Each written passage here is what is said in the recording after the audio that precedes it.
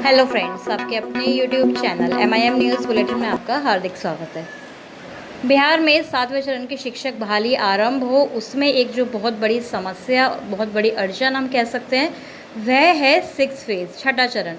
क्योंकि बार बार जो पुराने शिक्षा मंत्री थे और जो नई सरकार भी बनी है, इनको यही एक बहाना जो है मिलता है कि छठा चरण पहले पूरा होने दीजिए, समाप्त होने दीजिए, उसके बाद ही हम 7th फेज़ के बारे में सोचेंगे, क्योंकि रिक्तियों का आकलन इनको करना पड़ेगा। तो इस वीडियो में आप जानेंगे कि छठा चरण जो है पूर्णतः समाप्त होने की ओर है, क्लोज होने की ओर है। हम बात कर रहे हैं 1 to 8 यानी प्रारंभिक शिक्षक बहाली को लेकर। और साथ ही आपको बता दें कि जो छठे चरण की माध्यमिक और उच्च माध्यमिक अभ्यर्थियों की जो काउंसलिंग की कार्रवाई थी, वह भी मैक्सिमम जो डिस्ट्रिक्ट्स हैं, ज़्यादातर जो ज़िले हैं, उनमें लगभग पूरी हो चुकी है। और कल यानी 26 अगस्त के दिन नियुक्ति पत्र वितरण होने वाले हैं।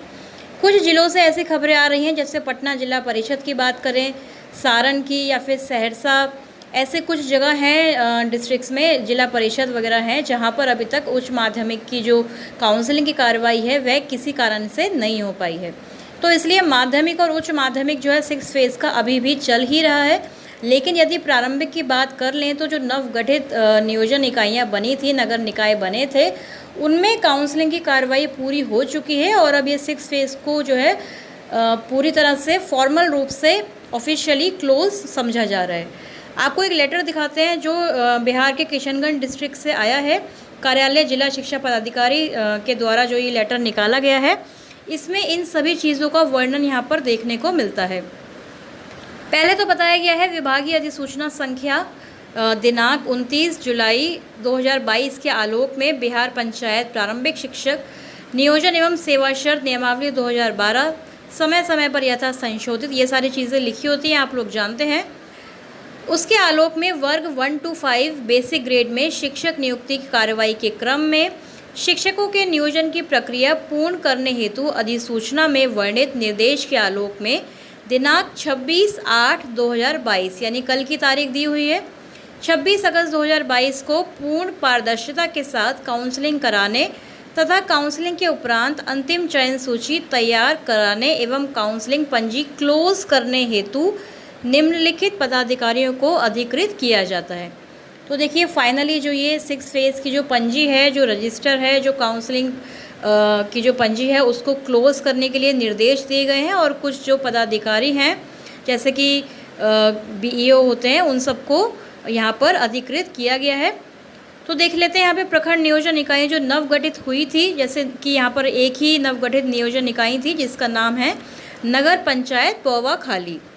यहाँ पर देखिए काउंसलिंग की तिथि भी दी हुई है 26 अगस्त 2022 और समय भी निर्धारित किया गया है 10 बजे से शाम 4 बजे तक। उसके बाद काउंसलिंग के लिए स्थान भी निर्धारित हुआ है, नगर परिषद सभागार में यहाँ पर ज़िले का जो है वहाँ पर ये काउंसलिंग की कार्रवाई चलेगी। और काउंसलिंग पंजी को क्लोज करने हेतु अधिकृत पदाधिकारियों को भी यहाँ पर प्रतिनियुक्त किया गया है। तो यहाँ पर कार्यक्रम पदाधिकारी होंगे, साथ ही प्रखंड शिक्षा पदाधिकारी होंगे। तो इन सभी को यह निर्देश दिया जाता है कि प्रतिनियुक्त स्थल पर ससमय उपस्थित होकर अपने पर्यवेक्षण में काउंसलिंग संपन्न कराने तथा अंतिम चयन सूची तैयार कराते हुए चयन सूची का प्रकाशन NIC किशनगंज की वेबसाइट पर करना सुनिश्चित करेंगे। तो जो डिस्ट्रिक्ट के DEO हैं, जो जिला शिक्षा पदाधिकारी हैं किशनगंज जिले के, उन्होंने ये जो लेटर है, कार्यालय आदेश जो है निकाला है, जिसमें उन्होंने मुख्यतः काउंसलिंग को पारदर्शी तरीके से पूरा कराने की बात कही है। जो नव गठित नियोजन इकाई थी नगर पंचायत पौवा खाली, और काउंसलिंग की जो प्रति है, जो पंजी है, उसको क्लोज करना है सही तरीके से, क्योंकि इसके बाद जो काउंसलिंग है वह 1 to 8 के लिए नहीं होगी। क्योंकि आप लोग जानते हैं कि जो नव गठित नियोजन इकाइयाँ रह गई थी, केवल उन्हीं की काउंसलिंग बाकी थी और अब कोई भी हर्डल, कोई भी जो बाधा है वह 6 फेज़ में अब नहीं बची है।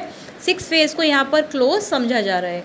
माध्यमिक और उच्च माध्यमिक का भी बहुत जल्द हो जाएगा, वहाँ पर भी कल नियुक्ति पत्र जो है बहुत सारे अभ्यर्थियों को मिलने वाला है। कुछ ज़िलों में मिल भी चुका है, तो उनको पहले से ही हम बधाइयाँ दे रहे हैं, और जिनको कल मिलने वाला है उनको भी अग्रिम बधाइयाँ। और जो 7वें चरण की बहाली का इंतज़ार कर रहे हैं अभ्यर्थी, उनके लिए भी ये कहीं ना कहीं एक पॉजिटिव अपडेट है, पॉजिटिव न्यूज़ है, क्योंकि 1 to 8 के लिए अब ये काउंसलिंग की जो कार्रवाई है हर ज़िले में लगभग समाप्त हो गई है। और कल परसों में ये जो रजिस्टर है 6 फेज़ की जो पंजी है इसको क्लोज़ कर दिया जाएगा। तो 1 to 8 में अब कितनी सीट्स वापस आती हैं, खाली कितनी सीटें रह गई हैं छठे चरण में इस नवगठित नियोजन इकाइयों में काउंसलिंग के उपरांत चयन सूची बनेगी। उसके बाद जितने अभ्यर्थियों की सीटें जो है खाली रह गई होंगी, जितने पद रिक्त रह गए हैं, उन सभी को कैलकुलेट करके उन सभी को जोड़कर आगे 7 फेज़ में यानी कि 7वें चरण में फॉरवर्ड किया जाना है।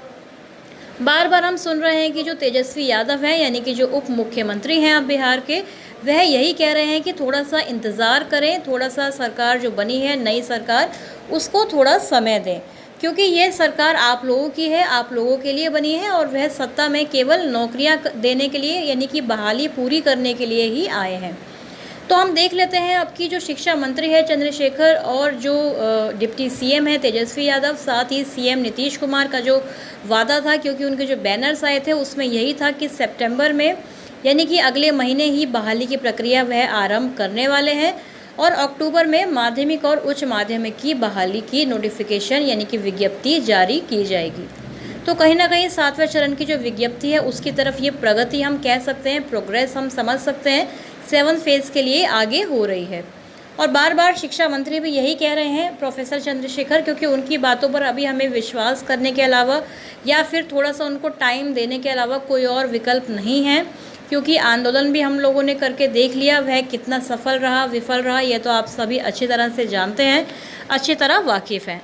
और कल भी विधानसभा का हमने विशेष सत्र देखा जहां पर जो है अपना बहुमत सिद्ध करने के लिए डिप्टी सीएम से लेकर जो स्वयं मुख्यमंत्री नीतीश कुमार जो है अपना अपना पक्ष रख रहे थे और विपक्ष को टारगेट कर रहे थे, लेकिन बहाली को लेकर अभी कोई भी घोषणा जो है नहीं हुई है। आगे आने वाले दिनों में हम देखेंगे कि जो भी आगे सेशन चलेगा विधानसभा का उसमें कहीं ना कहीं बहालियों को लेकर अब चर्चा होने लगेगी, क्योंकि 6 फेज़ खत्म हो चुका है और सबसे अहम जो मुद्दा है नौकरी देने के लिए वह सरकार के पास शिक्षा और स्वास्थ्य ही रहा है। तो शिक्षक बहाली को सबसे पहले ये प्राथमिकता देते हैं और आगे भी देते रहेंगे। तो इसी आशा के साथ कि आगे 7 फेज़ की जो कार्रवाई है, जो विज्ञप्ति है, उसमें अब थोड़ी प्रगति आएगी और जो सीटों की संख्या खाली रह गई है छठे चरण में 1 to 8 में भी और 9 to 12 यानी माध्यमिक और उच्च माध्यमिक में भी, उसमें अब थोड़ी सी तेज़ी आएगी, क्योंकि जल्द से जल्द जो भी सीट्स हैं उनको कैलकुलेट करना कोई बड़ी बात नहीं है।